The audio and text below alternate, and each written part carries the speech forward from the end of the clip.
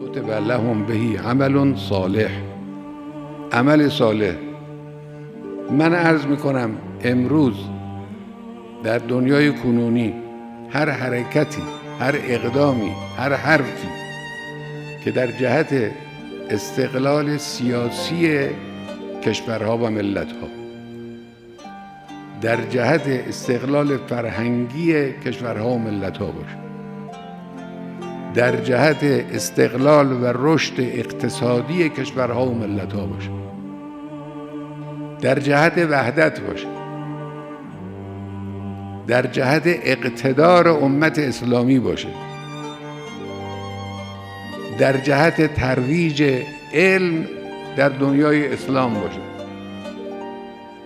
در جهت رشد دادن به جوانهای دنیای اسلام باشه. هر حرکتی در این جهت عمل صالح، حسنه است، عمل صالح.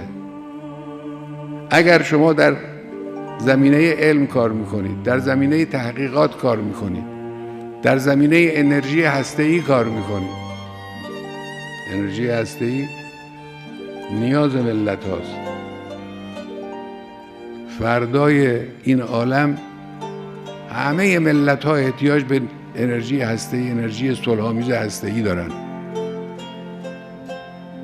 انحصار طلبان غربی میخوان اینو در اختیار خودشون نگه دارن و قطره قطره به ملت ها بدن در مقابل شرف ملت ها، در مقابل استقلال ملت ها. اینی که با حرکت هسته‌ای جمهوری اسلامی مقابله میکنن به خاطر اینه. والله خودشون هم میدونن که ما از جهت مبنایی دینی اعتقادی دنبال سلاح هسته‌ای نیستیم، مخالفیم. میخوان این دانش، این صنعت، این توانایی وجود نداشته باشه. نسبت به ما هم همینجوره، نسبت به دیگران هم همینجوره. میگن از ما بخرید، خودتون غنیسازی نکنید. هر حرکتی در راه به دست آوردن این قدرت انجام بگیره عمل صالحه. هر فعالیت مهم اقتصادی انجام بگیره عمل صالح. هر حرکتی در جهت کمک به مردم، کمک به مستضعفین، کمک به فقرا انجام بگیره عمل صالحه.